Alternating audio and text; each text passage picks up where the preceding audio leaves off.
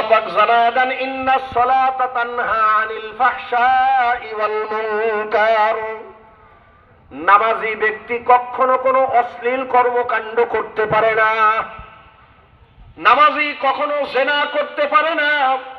নামাজি কখনো গর্হিত কাজ করতে পারে না। কোন নামাজি মানুষ আর একজন মানুষকে হত্যা করতে পারে না। নামাজি চুরি করতে পারে না। নামাজি ডাকাতি করতে পারে না। নামাজি দুর্নীতি করতে পারে না। নামাজি ওজনে কম দিতে পারে না। নামাজ তাকে সব গর্হিত কাজ থেকে ফিরিয়ে রাখবে। চিৎকার করে বলেন এই কথাটা কার? আল্লাহর কথা কি সত্য না মিথ্যা? আল্লাহর কথা যদি সত্য হয়ে থাকে, বাংলাদেশের 92% মুসলমান যদি নামাজি হয়ে যেত, বাংলাদেশ তালাশ করলেও কোথাও একটা চোর খুঁজে পাওয়া যেত না। আমাদের দেশে নামাজ প্রতিষ্ঠিত নাই। আমাদের দেশের মানুষ নামাজ পড়ে না, যার কারণে দেখা গেছে তাম দুনিয়ার মধ্যে চুরির দিক থেকে বাংলাদেশ একবার দুইবার না 5 বার চ্যাম্পিয়নশিপ অর্জন করছে। একবার দুইবার না 5 বার, কি ঠিক না ভাইরা? আবার রাস্তার পাশের ছোট্ট একটা মুদি দোকান, যেই দোকানের মধ্যে 5,000 টাকারও মালামাল নাই, চা বিক্রি করে, পান বিড়ি সিগারেট বিক্রি করে, এই চাওয়ালাও দোকান খুলে মসজিদে যেতে পারে না। ঠিক না বেঠিক? না জানি আমি নামাজ পড়তে গেলে কেসের ভিতরে যা আছে সব আইসে আর পাই কি না। ঠিক না? এই আতঙ্ক। ও মুসলমান, ও নন্দনপুরের মুসলমান, ও বাংলাদেশের মুসলমান, 5,000 টাকার মালামাল তোমার দোকানের মধ্যে নাই, এই ছেড়ে তুমি বের হইতে পারো না। আল্লাহর এই নামাজের বিধান যেই সমাজের মানুষ মেনে নিয়েছে, খোঁজ নিয়ে দেখো, কোটি কোটি টাকার সম্পদ ফেলে রেখে মসজিদে দৌড় মারে, কারোর দিলে ক্ষমতা নাই একটা টাকা নেওয়ার। ঠিক না? অসংখ্য প্রমাণ এই মজলিসের মধ্যেও আছে। হাজী সাহেব যারা আছে নিজের স্বচক্ষে দেখে আসছে, মক্কায় মদিনায় তারা দেখে আসছে, আজান হলে দোকানের শাটার টানা লাগে না, আজান হলেই দোকান কোটি কোটি টাকার মালামাল দোকানের মধ্যে অবস্থায় ফেলে রেখেই জামাতে চলে যায়। একটা মানুষ এরকম নাই দোকানের ভিতরে ঢুকে সেখান থেকে কোনো টাকা মালামাল চুরি করবে। ঠিক না? নিরাপত্তা দিছেন কি? জোরে কর। আল্লাহর বিধান তারা মানছে, আল্লাহ নিরাপত্তা দিছে। তোমরা আল্লাহর বিধান মানো না, যার কারণে তোমাদের কোনো নিরাপত্তাও নাই। ঠিক না ভাইরা আমার? দিলের দুঃখের কথাটা এটাই, 53টা বছর স্বাধীনতা অর্জন করেছি আমরা, 53 বছর পার হয়ে গেল, এমন কোন আল্লাহর বান্দাকে পাই নাই যারা বাংলাদেশের মুসলমানদের জন্য আল্লাহর এই বিধানটা বাস্তবায়িত করছে। কোন সরকার পাই নাই, কোন ব্যক্তি পাই নাই। আমি অনেক জায়গায় বলে থাকি, কোন সরকার যদি আল্লাহর এই বিধানকে প্রতিষ্ঠা করে দেখায় দিত, বাংলাদেশের কোটি কোটি মুসলমানদের হৃদয়ের দোয়া তারা পেত, বাংলাদেশের ক্ষমতায় কিয়ামত পর্যন্ত থাকতে পারত। কিন্তু কোন স্বার্থে, কাদের ইশারায়, এগুলো তারা করে নাই, আমাদের বোধগম্য নয়। আমরা আল্লাহর কাছে দোয়া করি আগামীতে বাংলায় আল্লাহ পাক এমন সরকার, এমন শাসক আল্লাহ তৈরি করুক যারা ক্ষমতায় গিয়ে নামাজ প্রতিষ্ঠা করবে। আপনারা চান না? চান না? জোরে বলেন চান না? চান না? নামাজ আমাদের দেশে প্রতিষ্ঠিত হোক, ইসলাম প্রতিষ্ঠিত হোক। আল্লাহ পাক আমাদের দিলের এই চাওয়াকে আল্লাহ কবুল করে নিক। জোরে বলেন আমিন। ভাইরা আমার, ও নন্দনপুরের মুসলমানেরা, ও যুবকের দলেরা, আল্লাহ পাকের বিধান নামাজ তোমার পড়তে ভালো লাগে না রে যুবক? ও পর্দার অন্তরালের মা বোনেরা, আমাদের যুবকরা শুধু নামাজ কাজা করে তা না, আমাদের সমাজের মা বোনেরাও কিন্তু নামাজ ঠিক মতো পড়ে না। জোরে কোন কথা ঠিক না? আল্লাহু আকবার। নামাজ তুমি কেন পড়তে চাও না রে যুবক? নামাজ পড়ে আজ পর্যন্ত কেউ ঠগে না, ঠিক না ঠিক? আল্লাহ পাক তাম দুনিয়া ব্যাপী আল্লাহ পাক মহামারী দিছিল যার নাম ছিল করোনা, কোভিড-19। হিসাব করে দেখেন, তালাশ করে দেখেন, গবেষণা করে দেখেন, জরিপ করে দেখেন, এই করোনায় আক্রান্ত বেশিরভাগ তারাই হয়েছে যারা বেনামাজি, ঠিক না? বেনামাজিরা আক্রান্ত বেশি হয়েছে। ভাইরা আমার, নামাজের দ্বারা আল্লাহ পাক অসংখ্য ফায়দা আল্লাহ দুনিয়ার মধ্যে আল্লাহ রেখে দিছে।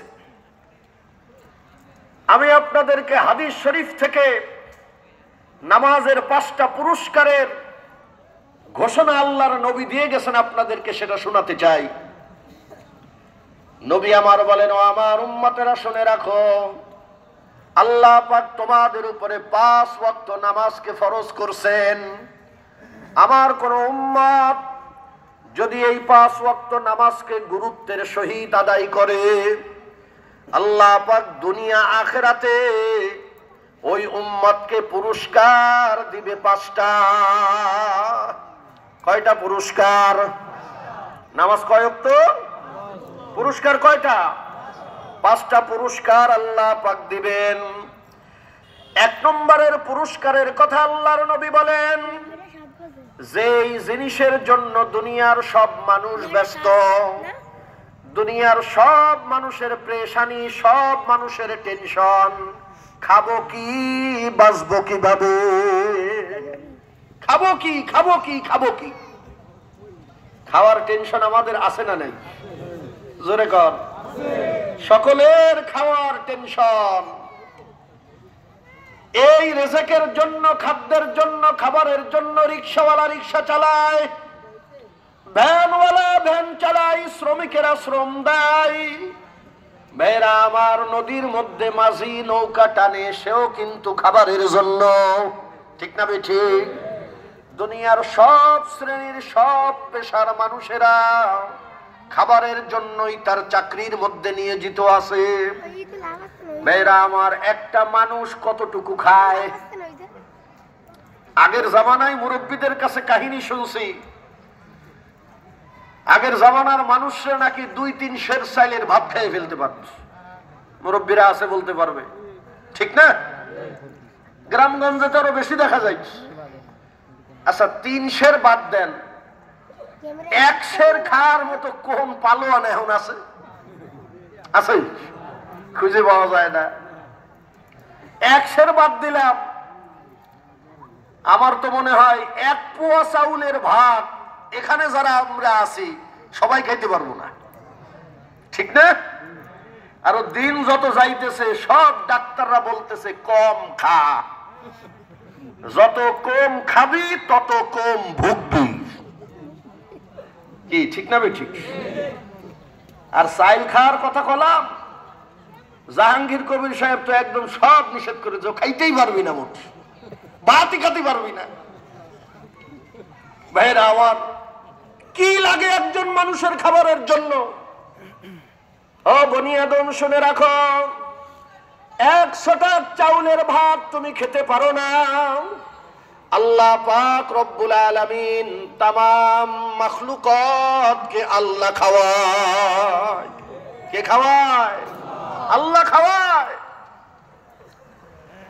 মানুষের জন্য ফুড ডিপার্টমেন্ট আছে, বনি আদমের জন্য খাদ্য অধিদপ্তর আছে, কিন্তু জঙ্গলের কোন প্রাণীর জন্য ফুড ডিপার্টমেন্ট নাই।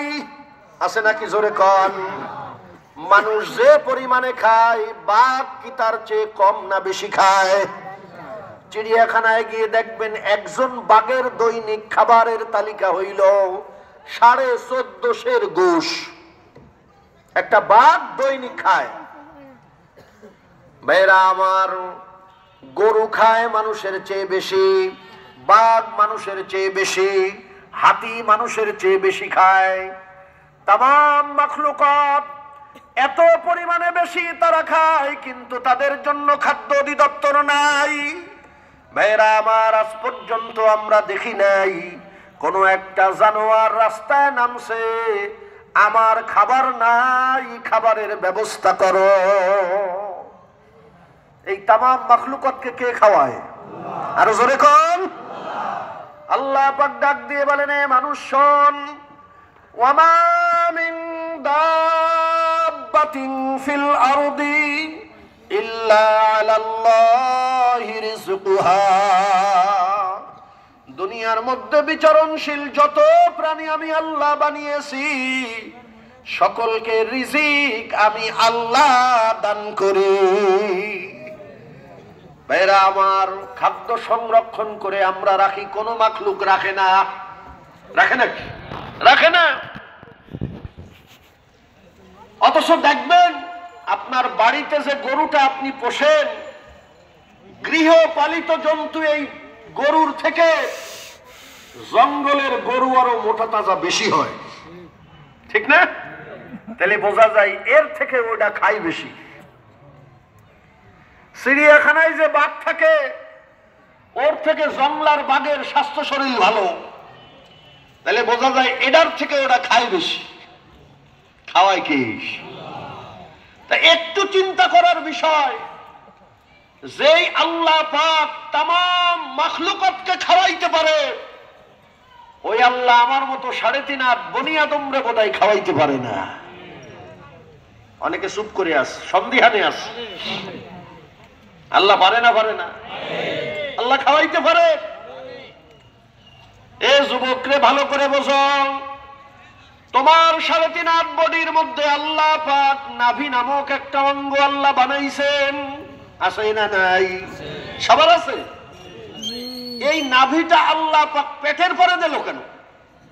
এটা তো আল্লাহ অন্য যে কোনো জায়গায় দিতে পারতেন। কি পারতেন না?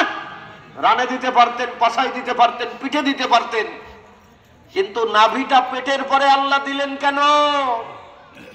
মুহাক্কিকিন উলামা ইকরাম বলেন, এ জগতের বেঈমানের দলেরা, আল্লাহর পরে যাদের তাওয়াক্কুল নাই, শুনে রাখো, আল্লাহ পাক নাভি নামক অঙ্গ তোমার পেটের পরে আল্লাহ লাগিয়ে দিয়ে কেমন জানি আল্লাহ পাক সিল মেরে দিয়ে বলতেছে, বান্দা তোর এই পেটের জিম্মাদার আমি আল্লাহ হয়ে গেলাম। সুবহানাল্লাহ বাড়ি যে বলেন, এ বান্দা তোর পেটের জিম্মাদারি আমি আল্লাহ নিলাম। এ বনি আদম শুনে রাখো, নন্দনপুরের যুবকের দলেরা, আল্লাহ খাওয়ার টেনশন, খাওয়ার টেনশন। আল্লাহ খাওয়ার জন্য ব্যবসা করো, ব্যবসা করতে গিয়ে নামাজ পড়ো না। ও ভ্যানওয়ালারা, প্যাডেল মারার জন্য নামাজে যাইতে পারো না। ও শ্রমিক ভাইয়েরা, মসজিদে যাইতে পারো না। ও ঘেরের ব্যবসায়ীরা, ব্যবসায়ী লস হয়ে যাবে, ঘের ছেড়ে মসজিদে যাইতে পারো না। আল্লাহ শ্রমিকের দলেরা, আল্লাহ মাওলার হুকুম হইলে নামাজে যাইতে পারো না।